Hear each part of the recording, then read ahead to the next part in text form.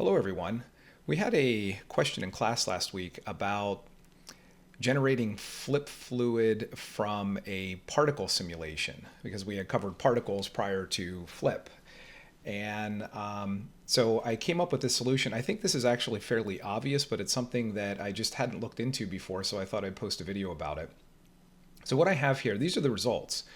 So there you can see there's almost, in this particular example I have, it almost looks like flip fluid trails coming off of a particle simulation. So if I turn off the fluid and I just show the particles, we can see there's the particles. So this is basically just a particle emitter. I use the shelf tool here. And then I just made some changes to the velocity of those particles. So if I go into this DOP network where the particles are, in here I just I lowered the birth rate so we could see what the particles were doing with the flip attached to them. So my constant birth rate is set to 100. And then in the attributes, I just changed the velocity and variance. I have velocity on Y so that they push upward. And then I have some variance on X, Y, and Z so that they sort of sprout outward. And that's how we get this. So that's all. There's nothing different in the particle network. Now, the way I came to this realization, I should say, I'm sure other Houdini artists, this might seem painfully obvious.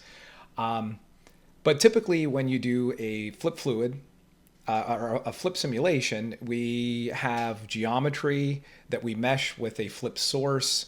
And you know, all those nodes are generated automatically if you use the particle fluid tools up here, like flip fluid. Well, actually, it doesn't happen with flip fluid from object, but the emit particle fluid, and then it creates a volume source node.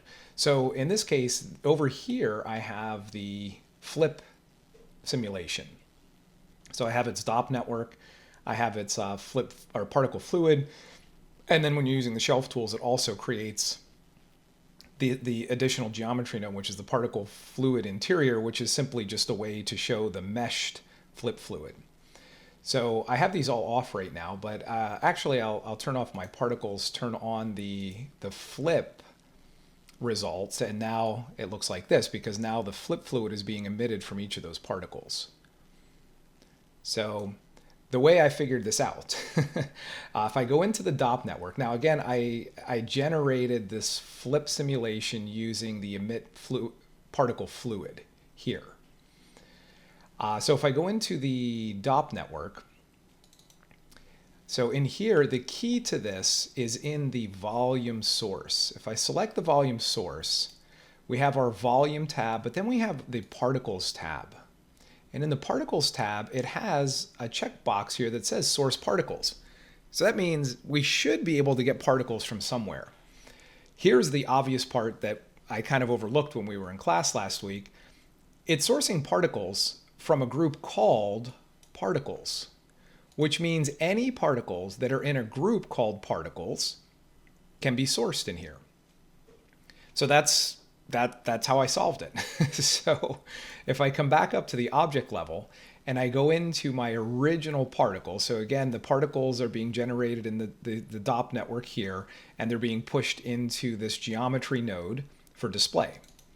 And in here, it's just the DOP.io node that's bringing in the results of the particle sim. So what I did after that node, that DOP.io import, is I just created a group. And in this group node, I set its group type to points, and I said the group name is particles. So that means these particles that are coming in here in the DOP.io are now being added to a group called particles. Points and particles are essentially the same thing in Houdini. And then I just added an out null, or a null, and I called it out particle source. So then over in my fluid simulation in the DOP network, in my volume source, well, actually, I didn't even have to do anything in here. It's now seeing those particles. Oh, actually, I did have to do one thing here. I had to come to my flip object here.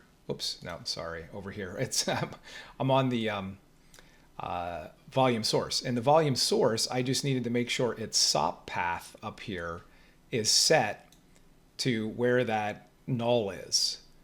because that null is generating the particles that are in a group called particles. And then the flip simulation picked them up. So that's how we can emit a flip fluid from particles. Oh, and one last thing that I'd like to clarify, because I said that I generated this network here, this flip network, using the emit particle fluid.